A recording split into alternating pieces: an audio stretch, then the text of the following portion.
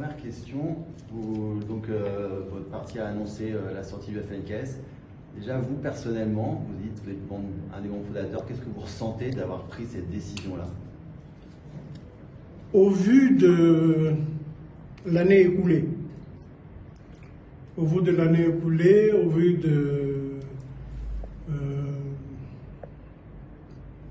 tout ce qui a été dit par rapport au projet de société que l'on a encore porté ensemble en 2018 lorsqu'on est allé aux différents référendums, on se rend compte aujourd'hui que tout ce qui a été dit a été balayé depuis plus d'un an maintenant, depuis les émeutes de 2024. Contraire, aujourd'hui, l'outrance, la menace semble être un mode de fonctionnement.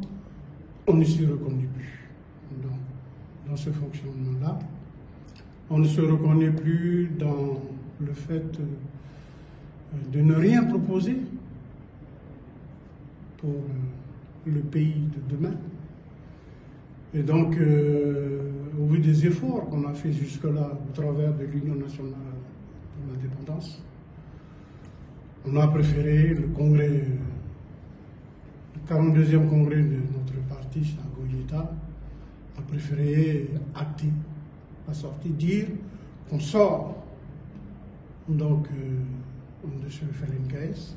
Alors, bien sûr, il y a toujours un petit pincement au cœur parce que on est membre fondateur et ça fait quand même 41 ans qu'on appartient à l'organisation, qu'on a été jusqu'à l'ONU, qu'on a fait tout un certain nombre d'avancées politiques, mais qu'aujourd'hui on ne se retrouve plus et donc le fait de quitter aussi, c'est un grand soulagement.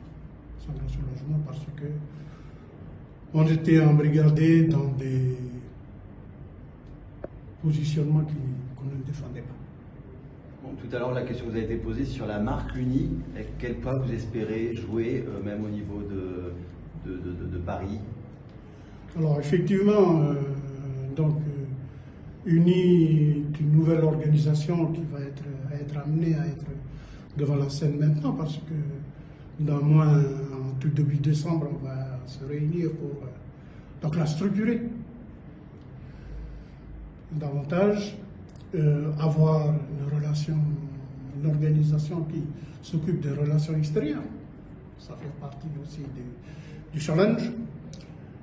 On devra également donc continuer la campagne électorale pour faire valider cet accord, faire valider l'accord de Bougival, tant sur le plan institutionnel politique, mais aussi parce que la situation économique et sociale le demande. Hein. Il n'y aura pas de développement économique pour retrouver l'emploi s'il n'y a pas de stabilité politique. Ça, c'est un principe de base.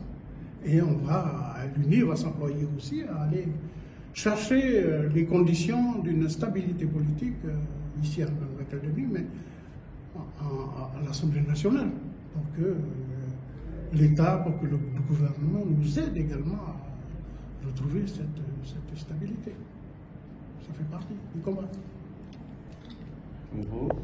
Peut-être juste un mot sur l'avancée de la consultation des Calédoniens. Évidemment, elle fait débat en ce moment, et notamment sur la question du corps électoral.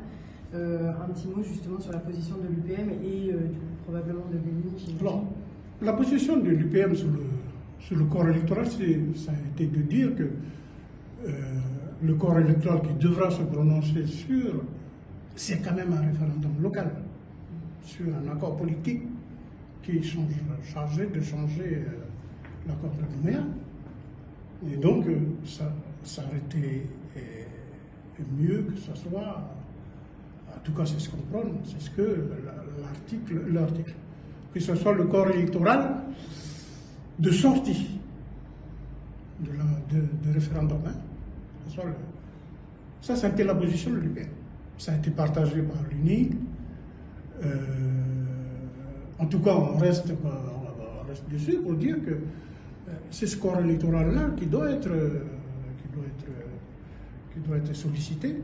Maintenant, on ne connaît pas le positionnement du gouvernement français, on va attendre dans les jours à venir.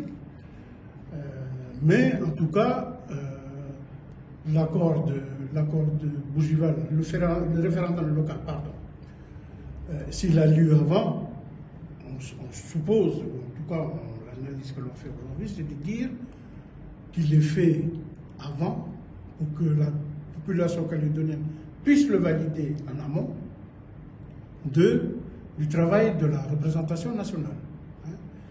Parce que si la population calédonienne le valide, février ou mars, l'Assemblée nationale, le Parlement ne pourra pas faire autrement que d'aller dans le sens de cet accord avec les projets de loi constitutionnels qui vont être amenés à être pris aussi. Merci.